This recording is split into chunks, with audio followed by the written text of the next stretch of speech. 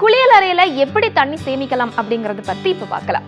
நம்ம அன்றாட வாழ்வுல சமைப்பது, குடிப்பது இதை தவிர குளியலறையில அதிகமா தண்ணீரை செலவு பண்றோம். ஏன்னா ஒரு தனி மனிதன் குளிப்பதற்கும் கழிவறையை பயன்படுத்துறதுக்கும் அதிகப்படியான தண்ணீர் தேவைப்படுது. அப்படிங்கறதா இப்போ எல்லாரும் தெரிஞ்சுக்க வேண்டிய விஷயம்.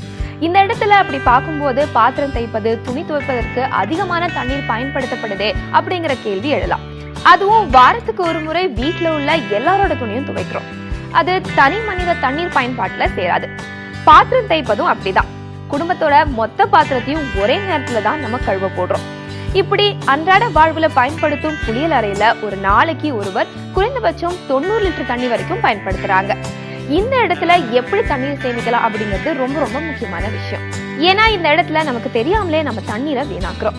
எப்படின்னு கேக்குறீங்களா? சிலர் குளிக்கும் போது பாத்தீங்கன்னா தண்ணீர் குழாயை திறந்து விட்டுக்கிட்டே குளிப்பாங்க. அப்படி குளிக்கிறதுனால ஒரு பக்கெட் முழுக்க சோப்பு நுரையோட வீணாய் தண்ணி போயிடுது.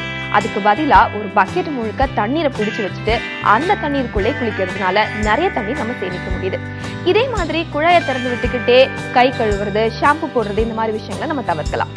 உங்க வீட்டுல குழாய் இருக்கு, ஷவரும் இருக்கு அப்படின்னா நீங்க ஷவரை பயன்படுத்துறது ரொம்ப ரொம்ப சிறந்தது. ஏன்னா ஷவர்ல குளிக்கிறதுனால நல்லா குளிச்ச திருப்தியும் கிடைக்கும், அதே நேரத்துல நீரும் அதிகமா சேமிக்கப்படுது. ஒரு முறை ஷவர்ல குளிக்கிறதுனால 15 லிட்டர் தண்ணீர் வரைக்கும் சேமிக்க முடியும்னு சொல்றாங்க. அதே மாதிரி ஷவர்ல குளிக்கும் போது பக்கத்திலே ஒரு பக்கெட் வச்சுட்டோம்னா அதுல சேமிக்கப்படும் தண்ணியை நம்ம கழிவறைக்கு பயன்படுத்தலாம். இப்படி குளியலறையில நம்ம செய்யக்கூடிய இந்த சின்ன சின்ன விஷயங்கள் மூலமா ஒரு மாசத்துக்கு 700 லிட்டர் தண்ணி வரைக்கும் சேமிக்க முடியும்னு ஆய்வறிக்கையில சொல்றாங்க. இதே மாதிரி தொடர்ந்து இன்ட்ரெஸ்டிங்கான வீடியோஸ்க்கு புதிய தலைமுறை யூடியூப் சேனலை சப்ஸ்கிரைப் பண்ணுங்க. நோட்டிபிகேஷனுக்கு பக்கத்துல இருக்க பெல் ஐகானை கிளிக் பண்ணுங்க. இந்த வீடியோ பிடிச்சிருந்தா லைக் பண்ணுங்க, ஷேர் பண்ணுங்க.